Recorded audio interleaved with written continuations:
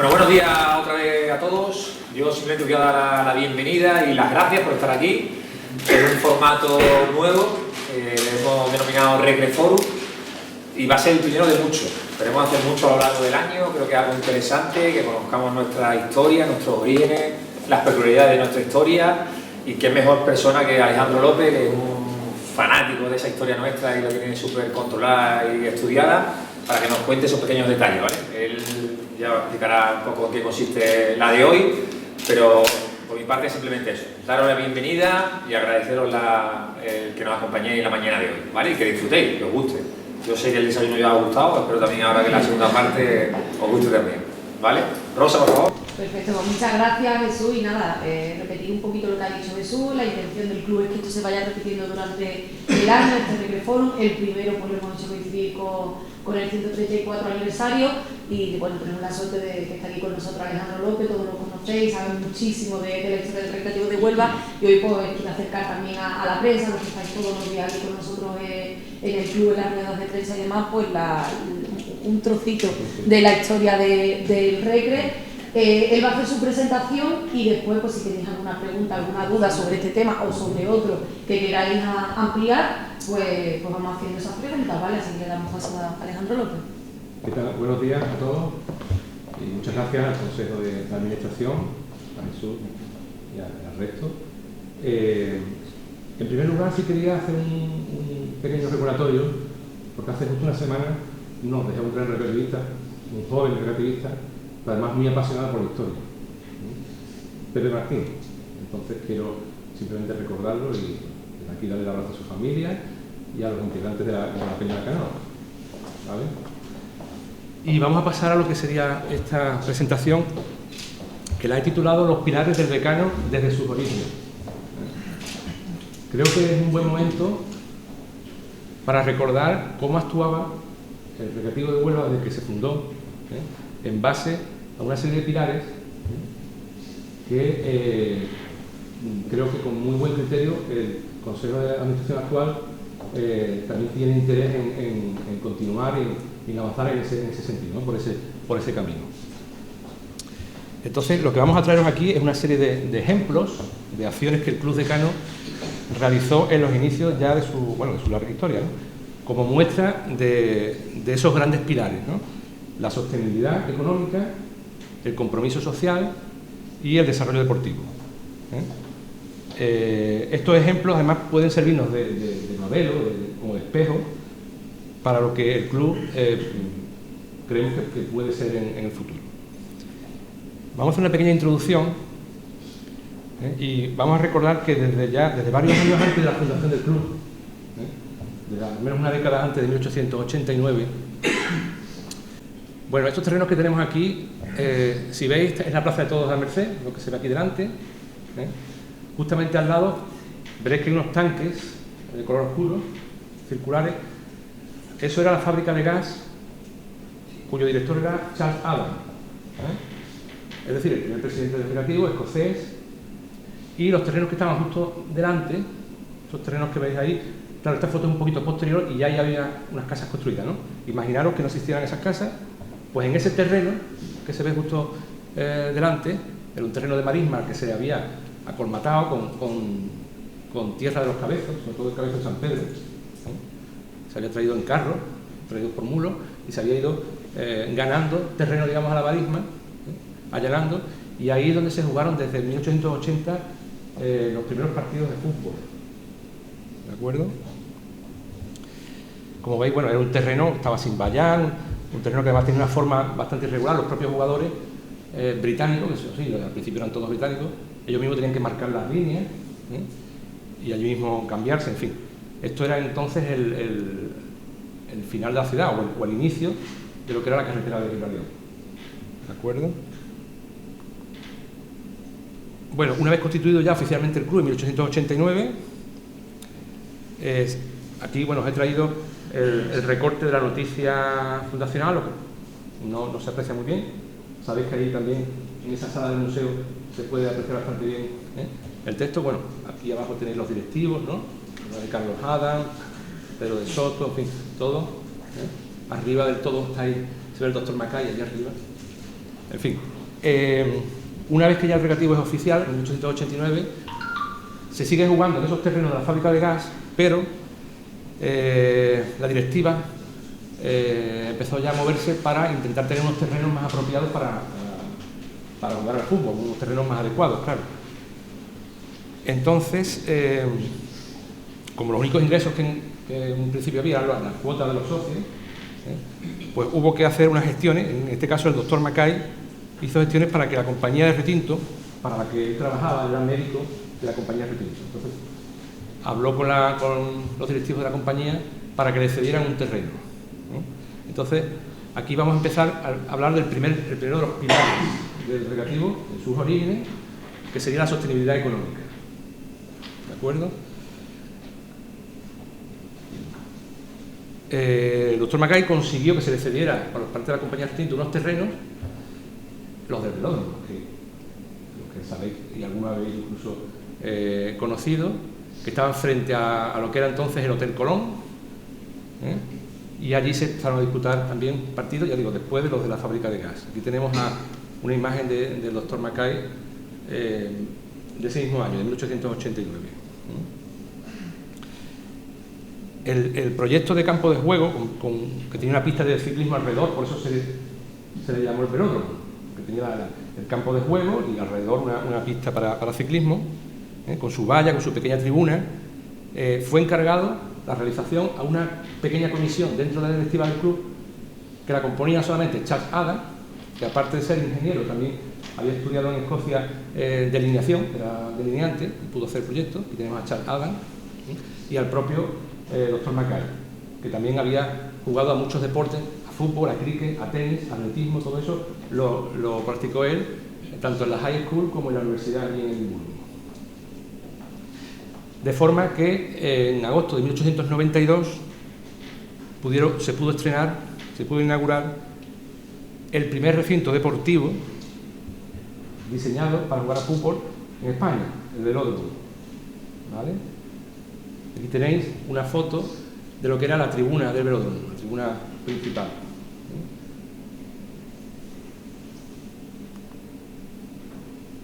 Hablando de la sostenibilidad económica, a los pocos años, en 1896, y ya con el doctor Mackay el presidente, ya no estaba Charles Adam, pues se firmó un acuerdo entre el recreativo y el Siemens Institute. Aquí os traigo una foto de lo que era la sede de esta institución.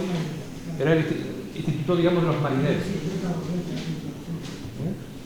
Esto estaba en la calle Duque de la Victoria, digamos lo que veis así, esta sería la Avenida Italia, y esto es Duque de la Victoria, la calle que va como al mercado que ya no tenemos, el mercado antiguo, ¿vale? Ahí estaba la sede del Siemens Institute. Esta institución fue fundada por el presidente de la compañía de retinto, Hugh Mathieson, escocés también, con la intención de tener recogidos a los marineros británicos que estaban en el puerto, o sea, que llegaban los barcos, mientras se cargaba el mineral que venía de retinto, pues a lo mejor pasaban 3 días. En esos 3 días no parecía conveniente que estos marineros estuvieran por ahí sueltos, deambulando por la ciudad, porque, bueno, podía dar lugar a cualquier tipo de escándalo, cualquier cosa. Entonces, esta institución lo que hacía es que tenía una sala de reuniones, tenía también incluso clases para darle, con un profesor para darle clases, tenía una capilla, que es esa fachada que veis justo en el centro, ¿vale? Y entonces el recreativo llegó a un acuerdo con el Siemens para que el propio recreativo organizara partidos de fútbol y de cricket contra esos marineros que el Siemens recogía, ¿vale? Pero además de eso, además de ese acuerdo que venía bien a los dos, porque por un lado el recreativo tenía con quién jugar y por otro lado los propios marineros estaban entretenidos, y no se dedicaban a otras cosas. Pero además de eso, dado que el recreativo no tenía otros ingresos que las cuotas de socios, el acuerdo también contemplaba una colaboración económica, y se estableció que fuera el Siemens el que pagara mensualmente el sueldo del guarda del velódromo, ¿vale?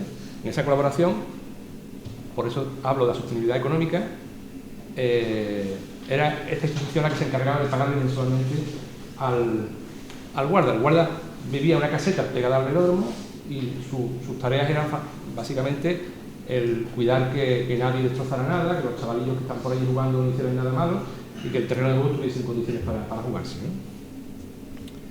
Esta colaboración con el Swimming Institute duró hasta 1902. Esta no se va a apreciar bien, pero bueno, es una carta, abajo está firmada, ¿ves? Swimming Institute, al alcalde de Huelva, indicando que ya esa colaboración ya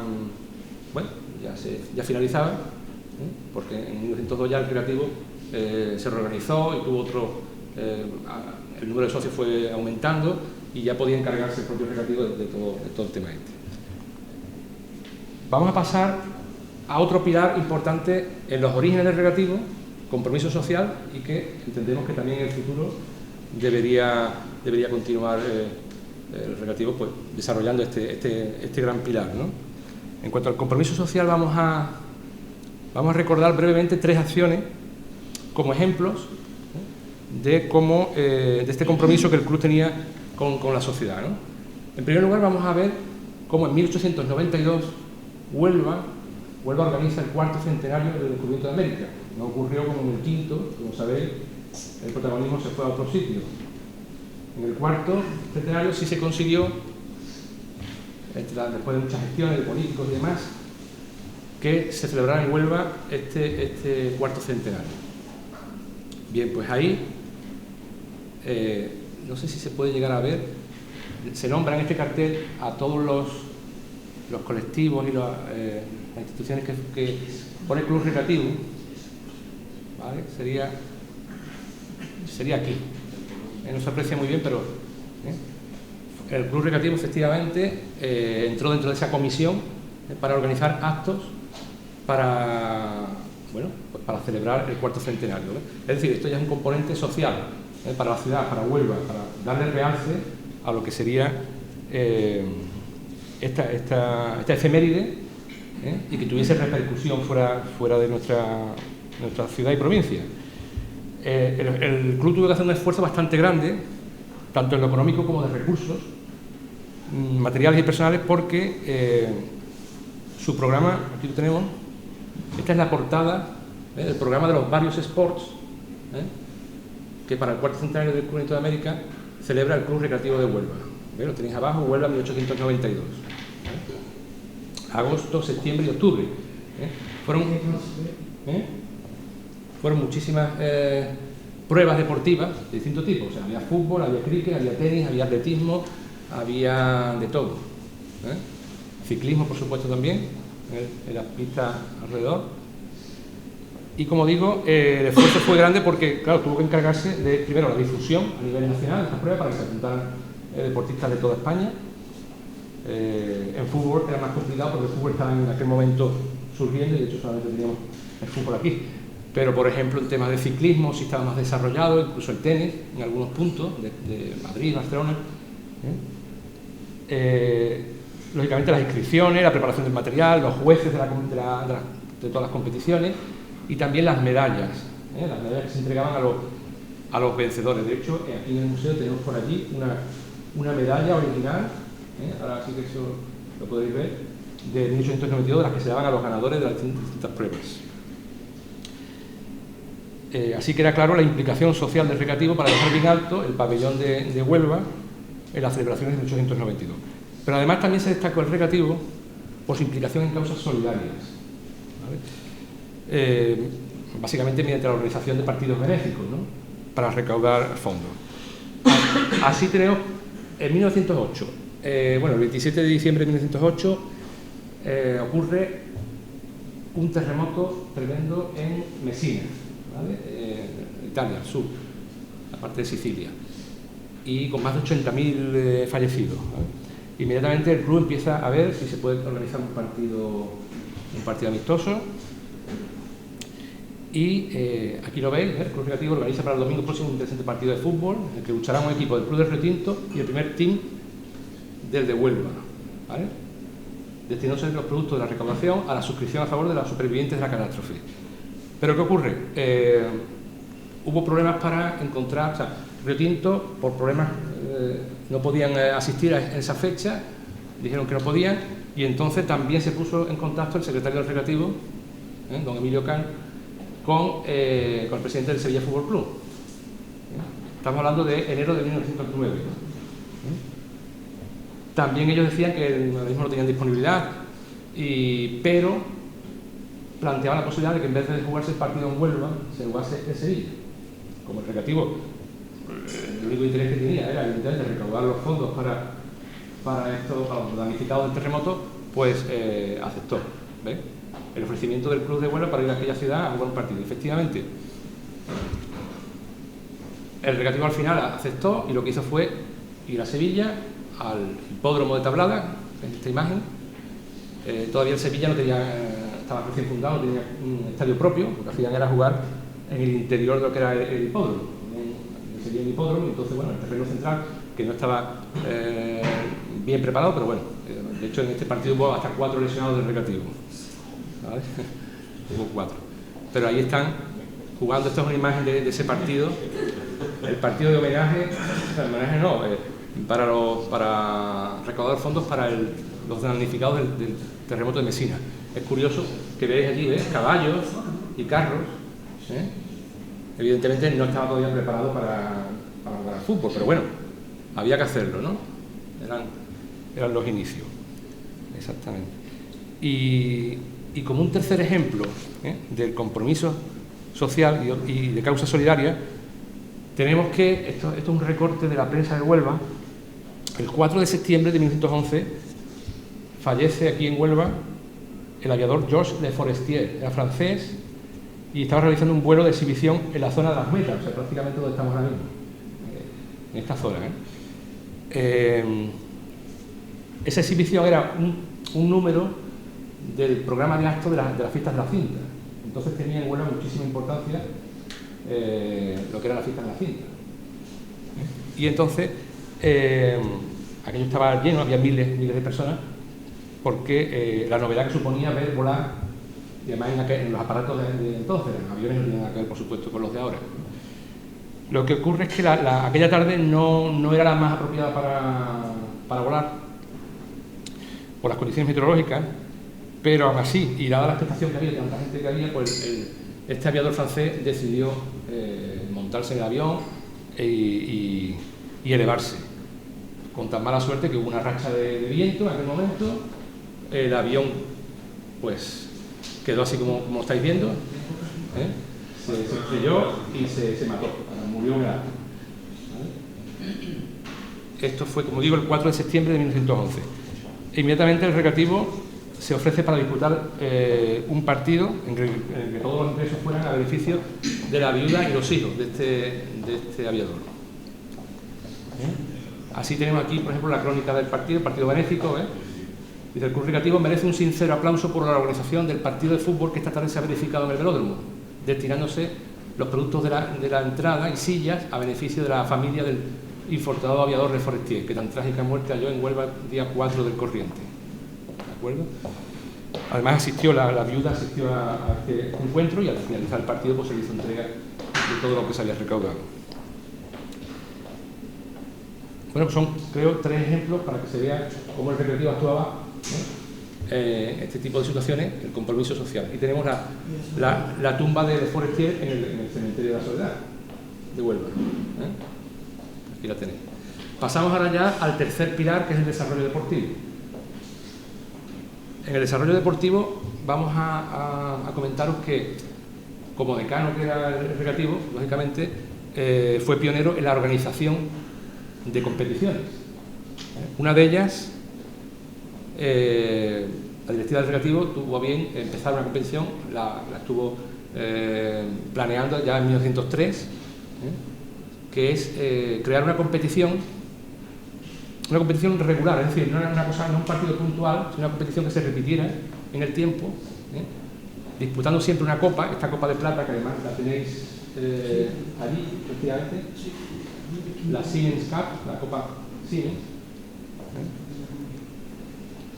y era para jugarla de forma, yo digo, habitual, continua. El primer equipo del Recreativo, digo primer equipo porque ya por entonces el Recreativo, en 1904, que es cuando se empieza a jugar, el día 1 de enero del 4, tenía 4 equipos y en pocos años llegó a tener también 6 equipos de cantera.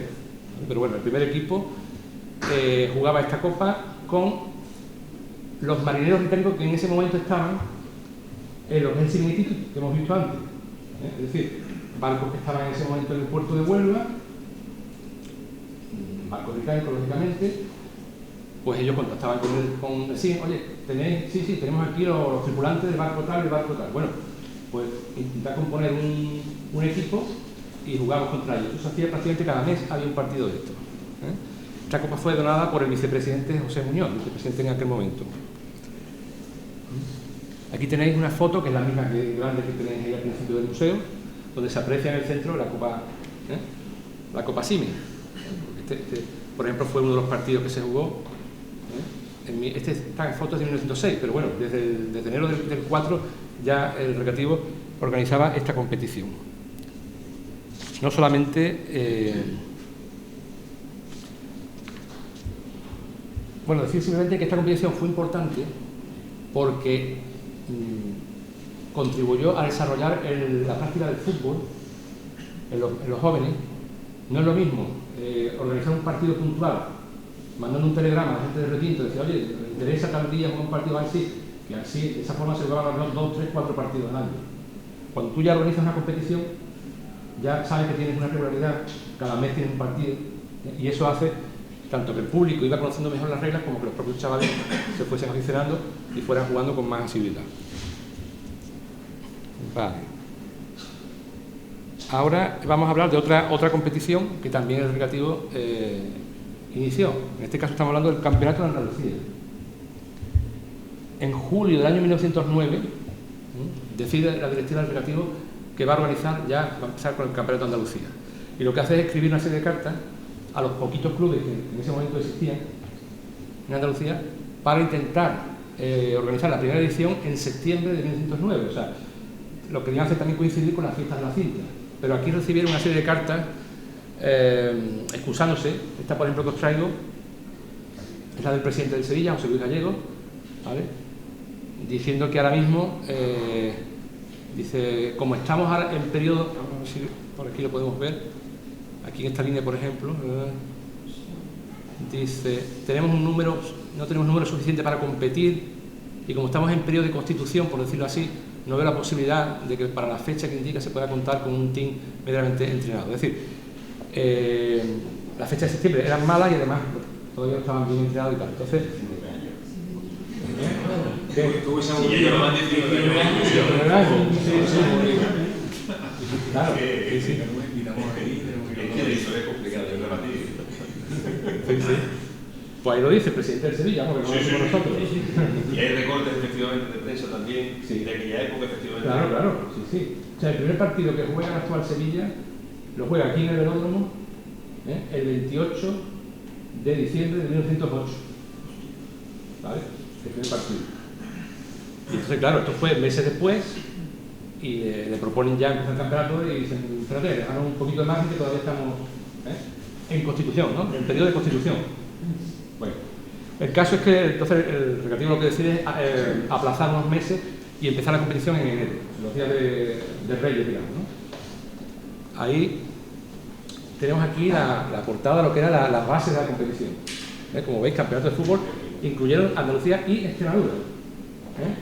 Aunque apenas hay clubes en Extremadura, pero también se le mandó carta a equipos de Zafra y de Badajoz. Organizado por el Club Recreativo, 4, 5 y 6 de enero de 1910. Los premios, la Copa de Plata del presidente del club, Alejandro Macay, y 11 medallas de oro, que además, esta era ahora vamos a ver también las medallas y la copa. Y este era el cartel de la competición. Los equipos que finalmente, ya en enero del 10, sí accedieron fueron el Sevilla Balompié. El Sevilla Balompié es el actual Real Betis Balompié, por una fusión que hubo posteriormente. Y el Sevilla Fútbol, que este ya sí es el Sevilla que conocemos.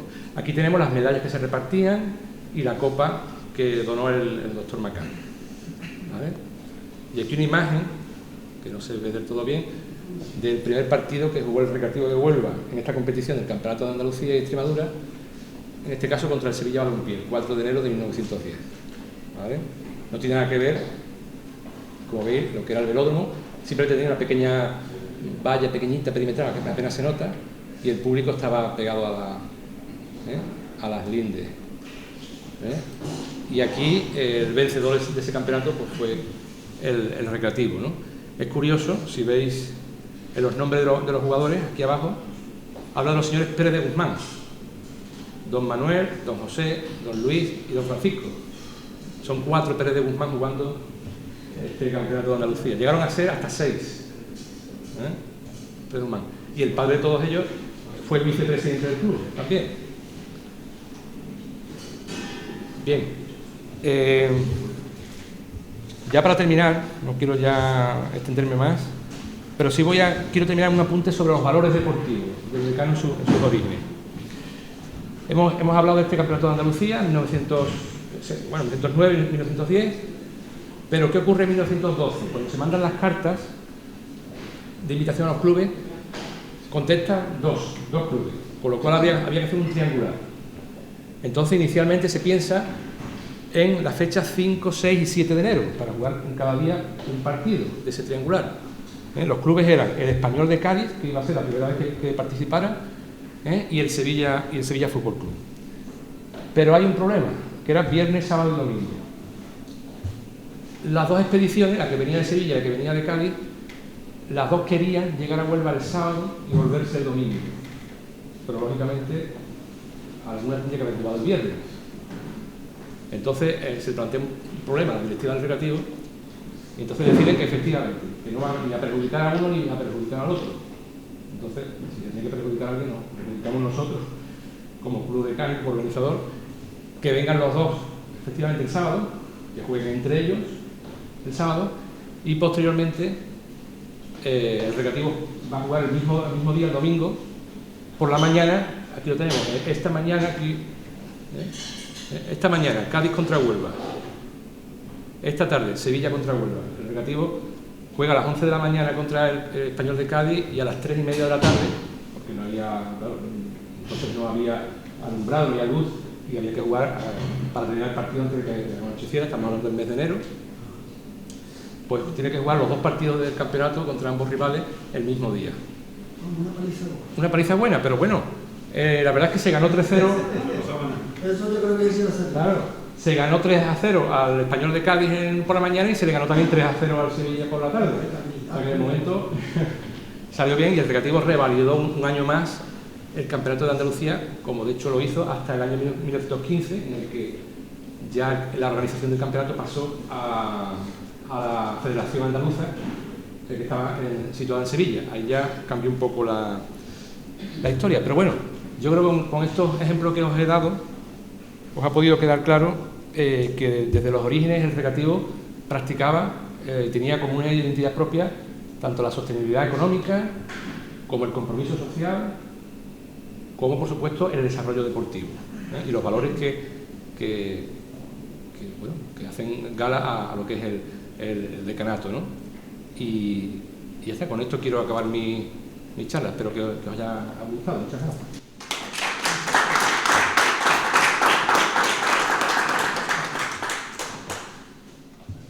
No sé si tenéis alguna pregunta o algún comentario que Yo tengo hacer. una pregunta. Las primeras imágenes que has puesto en el primer partido de Recreativo, donde ya se veía una grada, Sí. Dentro de los adornos aparece un escudo con 2 banderas. Sí. Me gustaría verlo por si coincide con la silueta del escudo que tiene ahora actualmente el Recreativo. Voy para atrás. Bueno, una cosa hacia mejor. La brochita rosa esa que Sí, Ahí, aquí Ese este escudo. con 2 banderas. Ese escudo que está ahí. Sí, pero yo creo que... Me ha llamado la atención. Sí. Este escudo... Es que no se ve muy bien. no, yo creo que no tiene relación con el Recreativo, porque este era como el evento estaba organizado también junto con el Ayuntamiento, con la Diputación. puede ser más eso de la... Sí. Si te das cuenta en la silueta, Aquí se ve... Sí, pero en ese momento No se aprecia. No se aprecia bien, ¿verdad? Es un óvalo, es la corona. Hombre, por la corona que tiene, puede ser efectivamente por el Ayuntamiento de la Diputación. Claro, sí. Ese del centro puede ser del Recreativo. Ese.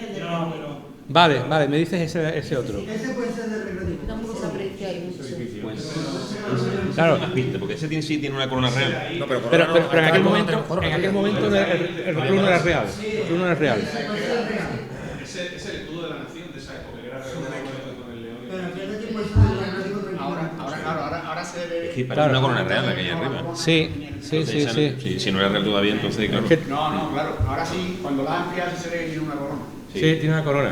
Y el recreativo no era real en aquel momento, entonces... Bueno, me llamó la atención. Sí, sí, claro, no. Eso hay que investigarlo también.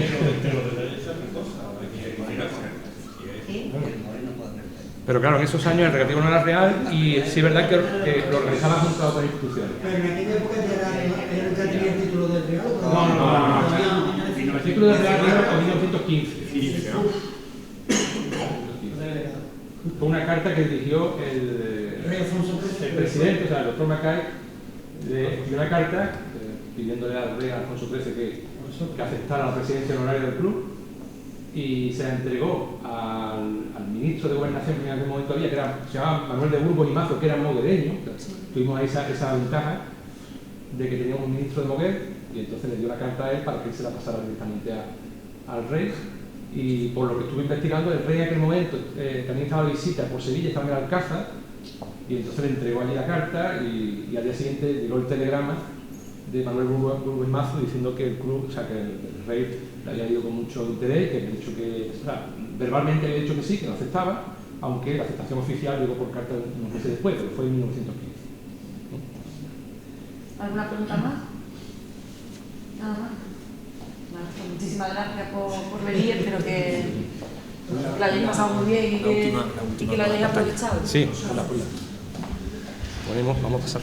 No sé si puede pasar directamente o hay que ir a... Porque yo...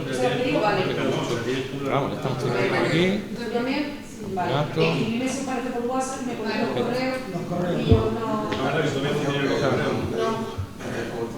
Yo simplemente agradecer otra vez más la presencia, espero que os haya gustado y un poco lo que hemos querido transmitir, lo que había querido transmitir también Alejandro, es un poco esto, ¿no? Esos tres pilares para nosotros son fundamentales en nuestro día a día y en nuestro proyecto, que esta tarde lo vamos a dar a conocer también a todo el mundo, a todos los aficionados, que estáis invitados lógicamente para que asistáis, y un poco eso, ¿no? Saber y dar a conocer que esto no es algo que nos hemos inventado nosotros ni nada, sino que está en nuestra historia, en nuestros orígenes, y lo único que queremos hacer es que sea nuestra seña de identidad, porque creo que venimos de ahí, ¿no? Y era un poco lo que os hemos querido transmitir a vosotros para vuestro conocimiento, si no la teníais, si no teníais el conocimiento, yo creo que muchos sí. Y nosotros, ya digo, es nuestra base para el club, nuestro proyecto de club, para el futuro. Así que esta tarde, si podéis, os esperamos por ahí por la casa. ¿Vale? Muchísimas gracias. Muchas gracias, Alejandro. Una vez más. A vosotros.